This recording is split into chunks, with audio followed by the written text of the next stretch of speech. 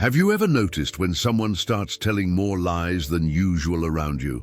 When compliments ring hollow, but backhanded compliments disguised as jokes become more frequent? That nagging feeling that something's changed, but you can't quite put your finger on what it is. Carl Jung, one of history's greatest psychologists, dedicated decades to studying the shadows of the human psyche, and he discovered something disturbing.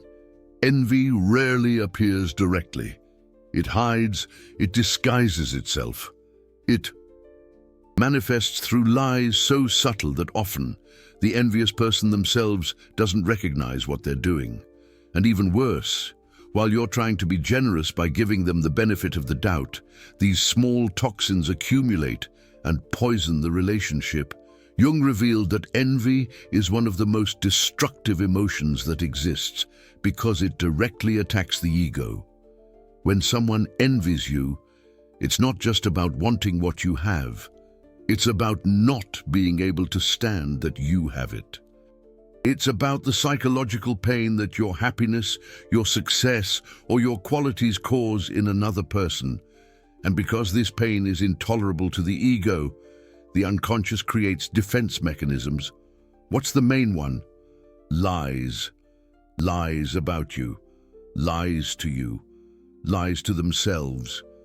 In this video, you'll discover the 7 signs that Carl Jung identified as revealing disguised envy. Signs that appear in the subtext of conversations, in almost imperceptible gestures, in stories that don't quite add up. Because the truth is this: the person who envies you isn't going to come out and admit it, but they will leave traces, and you need to learn to recognize them, to protect yourself. Before we continue, I need to say something that Jung emphasized throughout his work. Recognizing envy isn't about becoming paranoid or distrustful of everyone. It's about honoring your perception. It's about stopping feeling guilty for that inexplicable discomfort you feel around certain people. You're not imagining things. You're picking up on real signs that your conscious mind still refuses to process, because Cho wants to believe they're being envied. The truth is that envy is painful for both sides. For the person who envies, it's a constant torment. For the person who is envied, it's confusing and destructive, but knowledge is protection. And you deserve to know the truth about who's around you, because relationships built on disguised envy are never safe. And Jung knew this better than anyone. Now, if you're here, you've probably already felt something strange in some relationship. Maybe that longtime friend who changed after you got promoted. Maybe that family member who always has a negative comment about your achievements. Maybe that co-worker who compliments you to your face, but you find out later they're talking behind your back. The pain of discovering that someone envies you is one of the loneliest experiences that exist. Because when you try to talk about it, you usually hear, "You're being paranoid, not everyone is envious of you," and then you feel even worse. But Jung taught something liberating: trust what you feel. Your psyche has ancestral mechanisms for social threat detection. If something seems wrong, it probably is wrong. And that's why we're going to dive into these 7 signs now. Because you're not crazy, you're not overreacting. You're perceiving real envy disguised as other things. And it's time to validate your perception. First sign: they minimize your achievements with lies about luck. Carl Jung studied deeply how the ego protects itself from threats. And one of the biggest threats for someone who envies you is recognizing that you deserve what you've achieved. Because if you deserve it, then what does that say about them? That they don't have it, that they didn't try hard enough, that they're not as capable. This is unbearable for the ego. So what happens? The envious person creates an alternative narrative where your success isn't merit, it's luck. It's not talent, it's circumstance. It's not effort, it's privilege. And this narrative is a lie. but it's psychologically necessary for the envious person to keep functioning without collapsing. Pay attention to the comments you receive when you achieve something. Did you get the promotion? You were lucky that so-and-so left the company, right?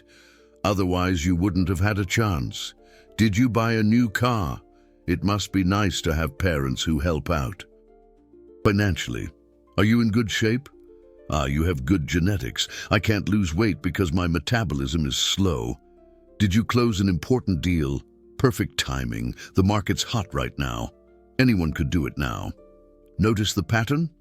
In each situation, there's an implicit or explicit lie that removes your merit and attributes your success to external factors.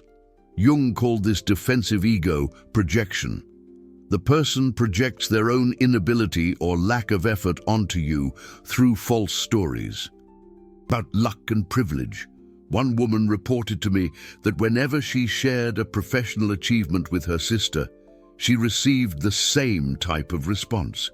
When she was promoted, her sister said, "The boss must have a soft spot for you." When she won an award, her sister said, "You know the right people." When she started her own business, her sister said, "You had seed money to invest. Not everyone is that lucky." The reality: the woman worked 12 hours a day, saved for years, took courses, networked, qualified herself. But her sister never recognized this. Why? Because recognizing her merit would mean admitting that she could have done the same but chose not to. And that truth was too painful. Jung would explain, the sister wasn't necessarily lying on purpose. She really believed in her own lies, because the unconscious built these narratives as a defense. The alternative would be confronting her own envy, and the ego wouldn't allow that. But the lies about luck are just the beginning. The second sign is even more subtle.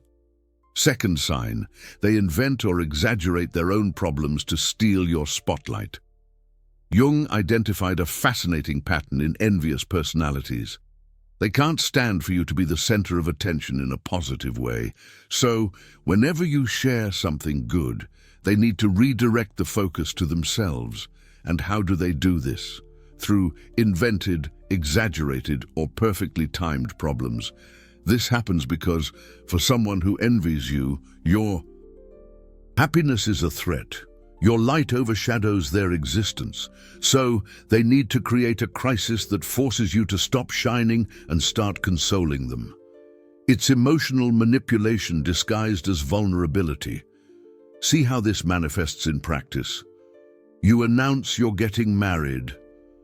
The envious person immediately shares that they're going through a relationship crisis and need to vent.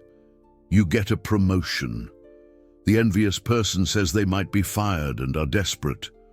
You post a happy photo. Someone envious might say, "Good for you," or send a message saying they're feeling terrible and need to talk. The timing is never a coincidence. Jung taught us that the unconscious is perfectly timed. The envious person might not even consciously realize what they're doing, but their unconscious knows exactly when to act to steal your moment.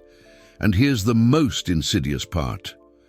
Often the problems are real, but exaggerated, or they're old issues, but only mentioned at that specific moment, or they're small, but dramatized.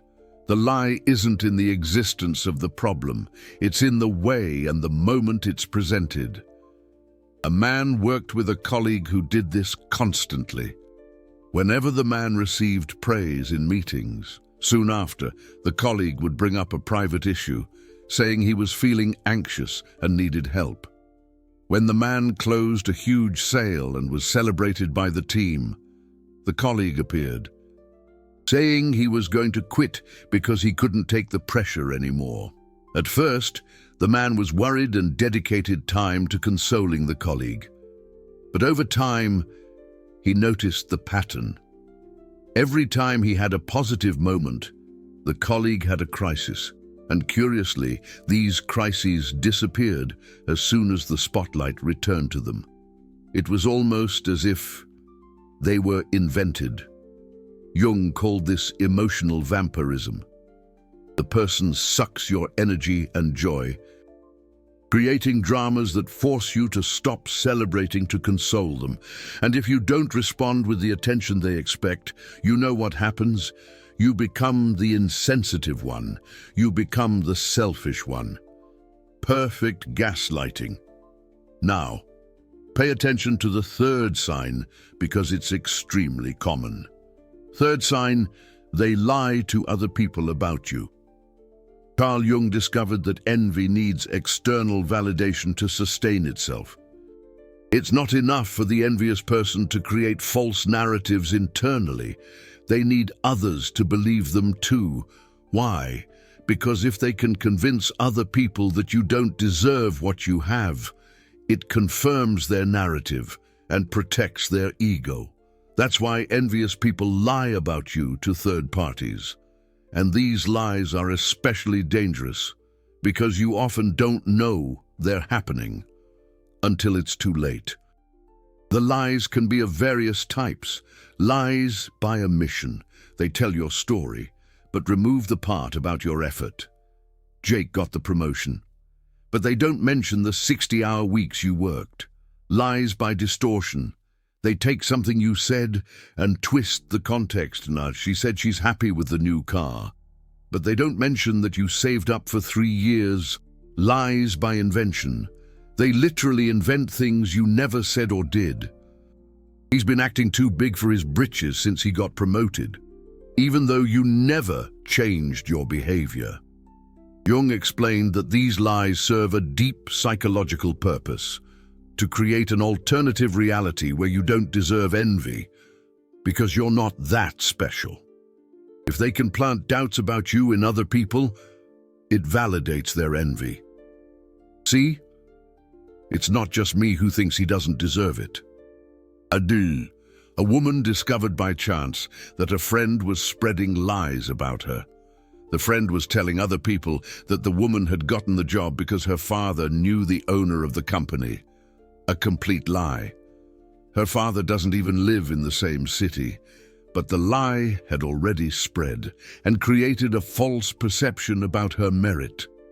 When the woman confronted the friend, you know what happened? The friend denied everything, said the woman was paranoid, that she must have misunderstood, that she would never say that. Classic gaslighting, turning the victim into the crazy one and the liar into the innocent one. Jung warned, envious people are masters at controlling narratives. They know exactly what to say to each person. With you, they're sweet and complimentary. With others, they're venomous and diminishing. And if you confront them, they'll always have witnesses saying, "But she always speaks so highly of you." But there's more. The fourth sign will make you rethink several conversations. Fourth sign, they ask falsely concerned questions. Jung studied language extensively and discovered that seemingly innocent questions can carry dark intentions. One of the most common manifestations of envy is the false question, the one that disguises itself as concern, but actually plants doubt, insecurity, or guilt. Envious people ask these kinds of questions because they can't attack you directly without revealing the envy. So, they attack through fabricated concern. And the worst part, if you get offended, they'll say, "I was just worried about you." See practical examples about work. Are you sure you're prepared for this position? Won't it be too stressful for you? About relationships. Do you think he really loves you? Or is he with you for what you can offer? About achievements. Don't you think all this is happening too fast? What if it doesn't work out? About appearance. You've lost a lot of weight. Could you be sick? Did you notice the pattern? Each question plants a seed of doubt. Am I prepared? Does he love me? Will it work out? Am I sick? Jung called this subtle sabotage through the introduction of uncertainty. And the cruelest part is that the person asks these questions with a look of genuine concern, with a soft voice, with a touch on the arm, with eyes full of false empathy. So, if you react badly, you seem ungrateful. After all, the person was just worried, right? A woman was radiant with a new relationship. She found a guy who treated her well, who respected her, who was emotionally stable. She was happy for the first time in years. But there was a friend who, every time they met, asked questions like, "Are you sure he's not hiding anything? A guy who's too good to be true is suspicious. Have you checked his background?" At first, the woman thought it was genuine concern. But over time, she realized the friend never celebrated the relationship. She only planted doubts. And coincidentally, the friend had been single and unhappy for years. The envy was clear, but disguised as caring. Jung taught that when someone genuinely cares about you, the concern comes with support. But when it's disguised envy, the concern comes with emotional sabotage. Now comes the fifth sign, which is especially treacherous. Fifth sign. They lie saying that other people have spoken ill of you. This is one of the most manipulative signs that Jung identified. Envious people frequently invent that third parties have spoken badly of you. Why? Because that way they can hurt you without taking responsibility. They're just messengers, right? Wrong. Most of the time, no one said anything. Or they said something neutral that was distorted. Or it was the envious person themselves who said it, and now they're attributing it to a phantom third party. It's a straight-up lie, but shockingly effective. Here's how it plays out. You know, I don't think this myself. But people have been saying you're getting a little too big for your britches since that promotion. I'm defending you here, but some folks are saying you only got it because you're playing favorites. Don't take this the wrong way, but I've heard that people think you've changed. Notice the pattern. It always starts with, "I don't think this," or "Don't take this the wrong way, but..." And then comes the poison dart, attributed to nameless, faceless people. Some folks, they say. Who? No one ever knows, because they probably don't exist. Jung called this phantom triangulation. The envious person creates a fake third party to validate their own negative feelings about you. And as a bonus, it makes you paranoid about who might be talking behind your back. A guy I know had a co-worker who did this constantly. "Hey, just so you know, people are saying you haven't been pulling your weight lately." The guy was confused. Because his numbers were excellent, but the seed of doubt was planted. He started to feel insecure, working even harder, stressing out more. Until one day, he decided to ask his boss directly if there was an issue with his performance. The boss was stunned. "Problem? You're one of our best. No one's dissatisfied." That's when the guy realized his co-worker was making it all up. There were no people. There was only envy. Jung cautioned, when someone brings you negative gossip, supposedly coming from others, there's a very high chance it's a lie or a distortion from the person themselves, especially if they never identify who said it. Only this vague and terrifying plural. People say, but wait, because the sixth sign will completely surprise you. Sixth sign. They lie about their own achievements to compete. Carl Jung observed that envious people often go into competition mode when you share something positive, but since they don't have real accomplishments to compete with, what do? They invent them. They exaggerate. They lie about their own lives, so they don't seem inferior. This happens because envy can't stand asymmetry. If you're growing and they're stagnating, their ego can't handle it. So they create a parallel reality where they're also doing great, sometimes even better than you. All lies, but necessary to preserve their ego. Here are some concrete examples. You: I got a promotion. Them: oh, that's great. I'm in the final stages of a promotion myself. Should be official next week. Lie: no promotion is coming. You: I bought an apartment. Them: congrats. I'm looking at one too, but it's bigger than yours. Still deciding if I should buy it. And lie: they don't have the money or aren't looking. You: I finished college. Them: that's awesome. I'm thinking about doing a master's abroad. I've already received a few offers. Lie: they haven't received any offers. Jung called this compensatory grandiosity.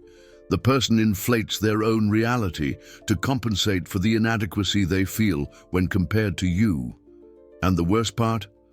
They often start to believe their own lies.